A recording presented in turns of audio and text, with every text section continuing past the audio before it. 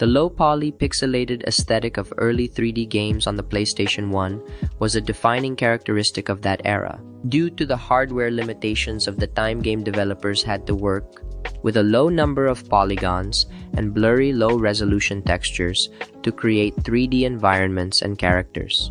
This constrained visual style, however, became an iconic part of the PS1 gaming experience. The sharp, angular models and murky textures gave games a unique, almost dreamlike quality that was charming and evocative. Developers often leaned into this aesthetic, using it to create memorable visual styles that stood out, rather than trying to achieve realism. While the technical limitations of the time forced this aesthetic, many modern indie developers now deliberately emulate the PS1 look as a stylistic choice, tapping into the nostalgia and charm of those early 3D gaming experiences. The low-poly pixelated style has become a beloved part of gaming history, shaping the visual identity of the PS1 era in a way that still resonates with players today. In this session, you will learn how to implement a PlayStation 1 style in Blender. First, you will need to download a texture ripper software, which is Shoebox. This old software allows you to extract textures from a photograph or screenshot, and you will need a photo editing software. I use Photoshop to reduce the size of the textures and limit the number of colors using the indexing feature.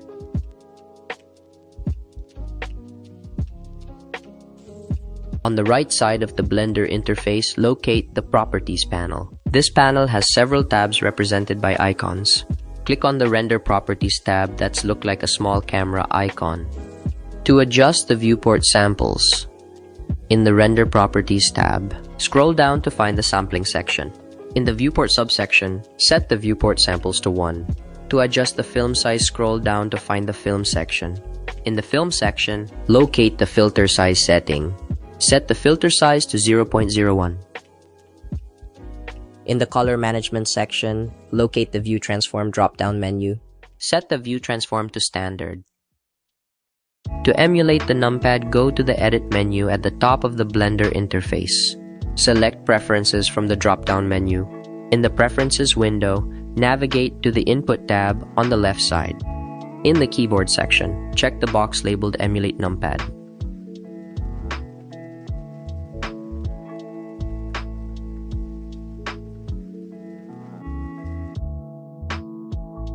The next step is to locate a high-quality image for texture ripping. I found an image that is transparent and catches all the angles, but I want to demonstrate how it functions in Shoebox. Once the Shoebox is open, choose the Bitmap section and drag the image to the texture ripper.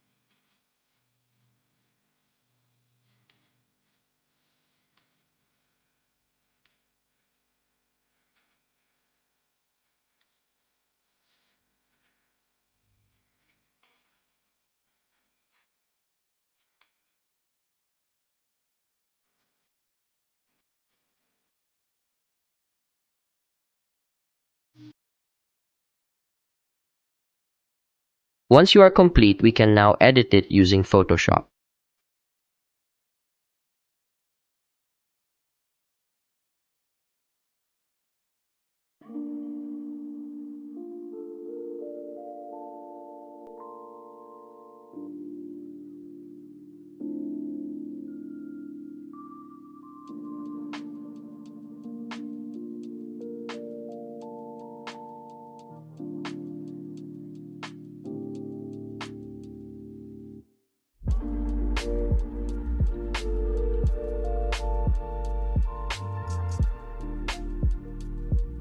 In Photoshop, we will modify the image size by modifying the image resolution. Generally, PS1 textures have a lower resolution size of by 256 by 256 or 512 by 512. Our objective is to stay below the 512 resolution in order to maintain the PS1 look. For our image texture, 256 by 221 will be enough. And for the resample, we will select the closest neighbor to ensure the edges are clear, and select OK. Once completed, we can now limit the number of colors we can use by using the image's index color. To do this, select the image and choose the mode, and select the indexed color. Next, choose the local perpetual. In the colors section, we can adjust to our preference, but in this tutorial, we'll set it to 70. In the forced section, we'll choose the primaries, the matte to none and the dither to be pattern, and save it to PNG format.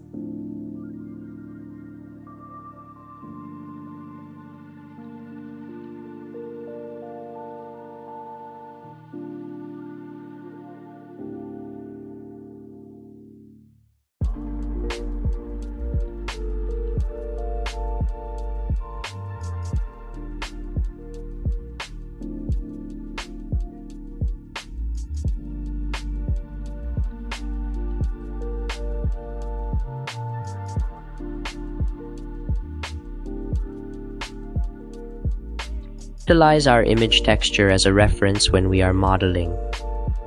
To do this, press Ctrl A, select the image and choose the reference, and locate where the image is located. We will use the top and front of the image to create the baseline for our model. You can follow along just by following the screencast from the bottom left into your screen.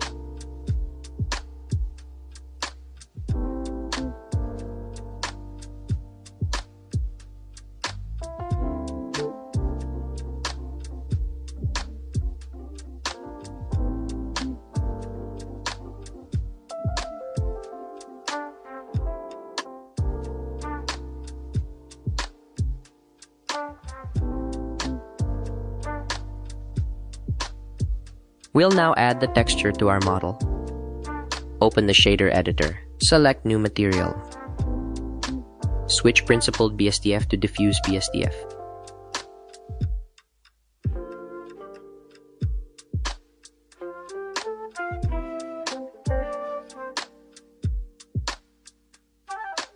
And add image texture.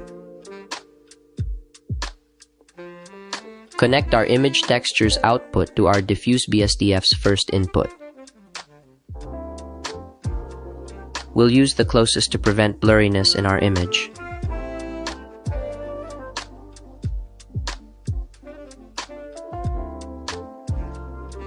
Now, go to the UV editing and press Tab to enter edit mode.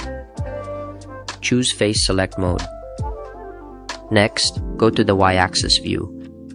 Right-click and select UV Unwrap Faces. Under that, select Project from View to project it into our UV Editing tab. align it with our texture, and do this all of the faces into our model.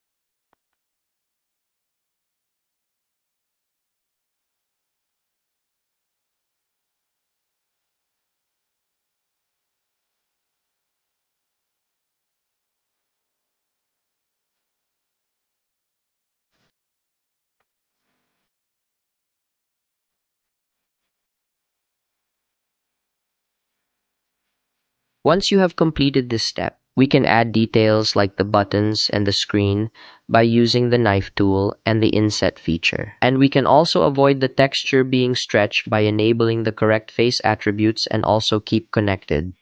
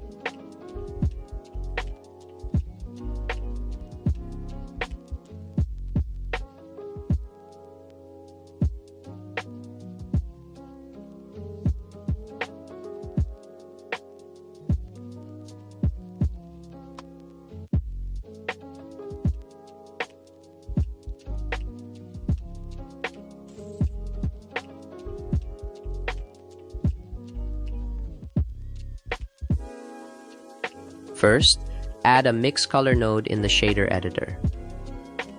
Connect the image texture node to the mix color node.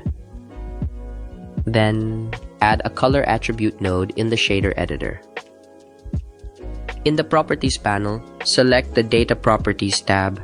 It looks like a triangle with vertices. In the Color Attributes section, click Add to create a new color attribute. Back in the shader editor, select the Color Attribute node and choose the newly created color attribute from the drop-down menu. In the Mix Color node, set the factor to 0.960. Now the model will turn black, and you can start painting it by selecting the Vertex Paint in the viewport. Once you complete, we can now put the wobble in our model.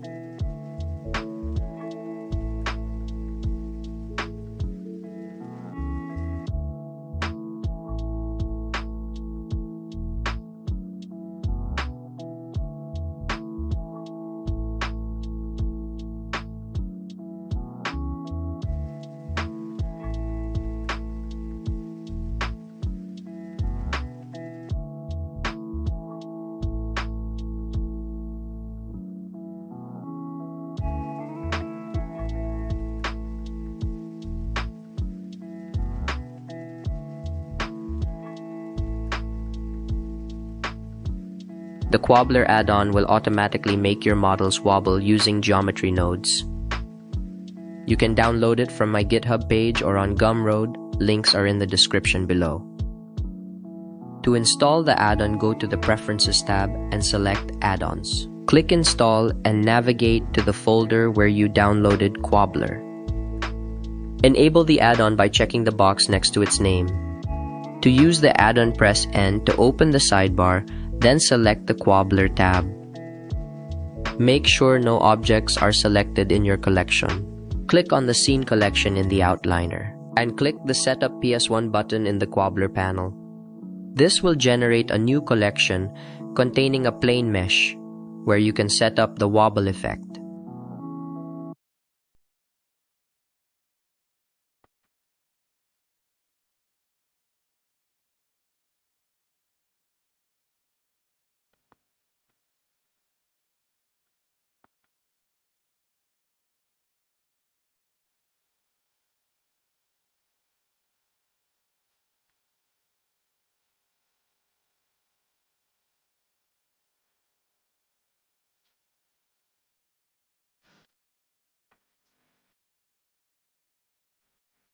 To set up the camera for a raw look, set the compression to 0 when rendering image, and for rendering animation, select the FFmpeg video.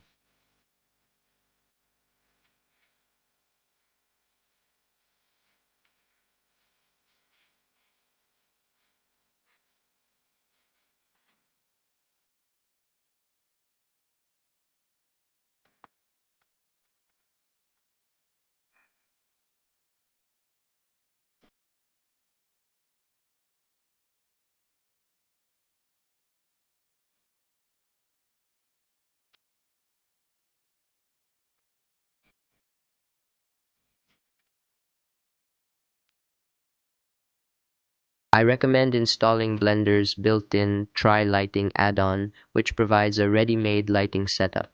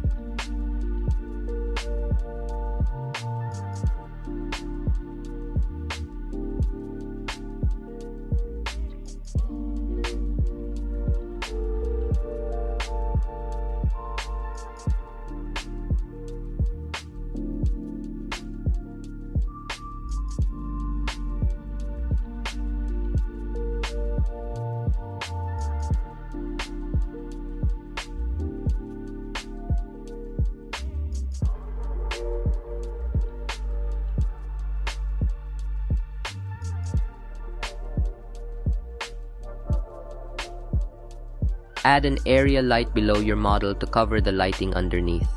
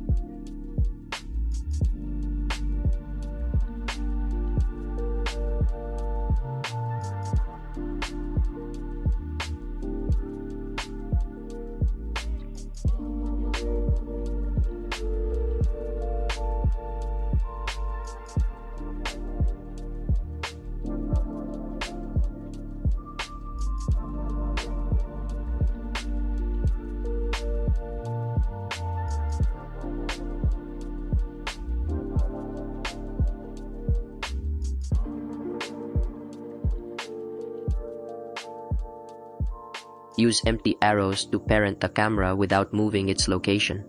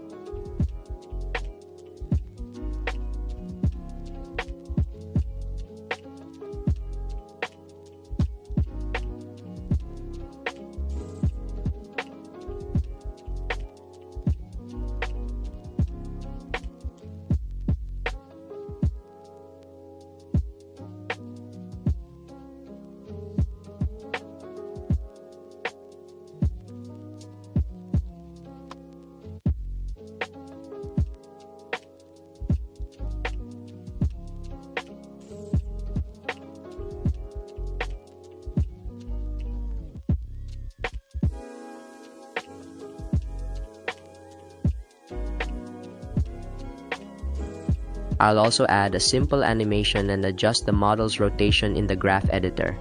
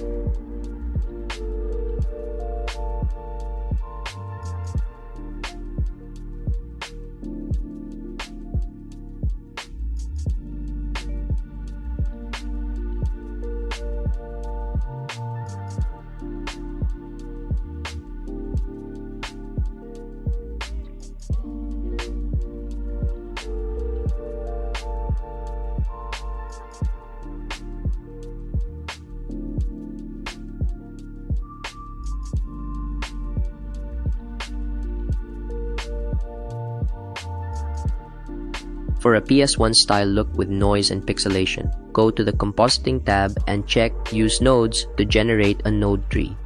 And press Tab to view Edit Mode and View on Material Preview, and under the Viewport shading, select the Compositor to Always. This allows you to add effects and view edits in a 3D viewport in real time.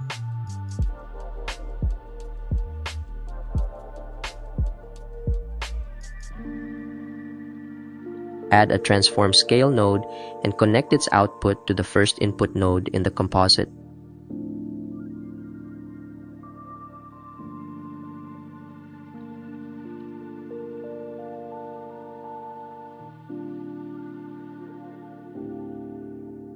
Add a value node for each X and Y nodes in transform scale, and for another transform scale node, and link between the two scale nodes.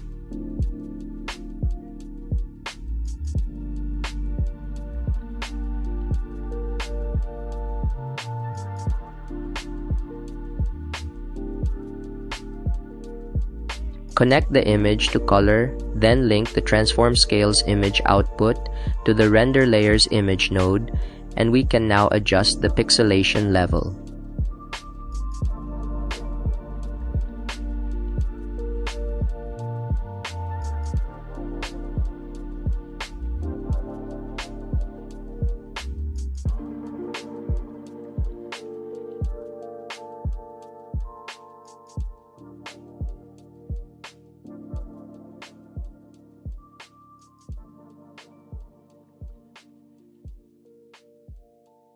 To add noise, insert a mix color node between the render layers and transform scale nodes. Connect the first image output, and for the second image, add a texture node followed by a math node set to add.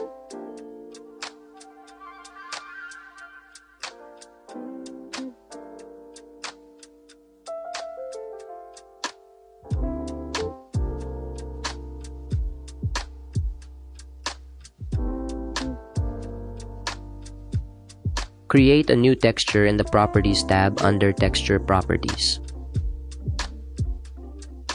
Select Noise. As the type in the compositor, the Texture node will now display your new texture.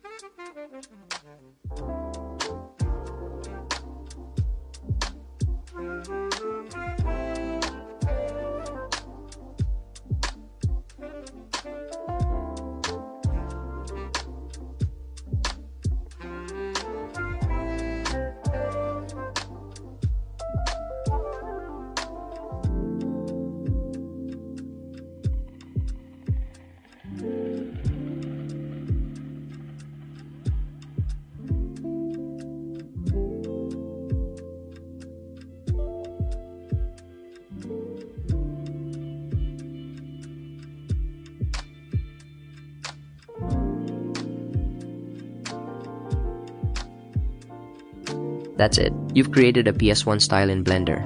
Don't forget to like and subscribe to my channel. Thank you.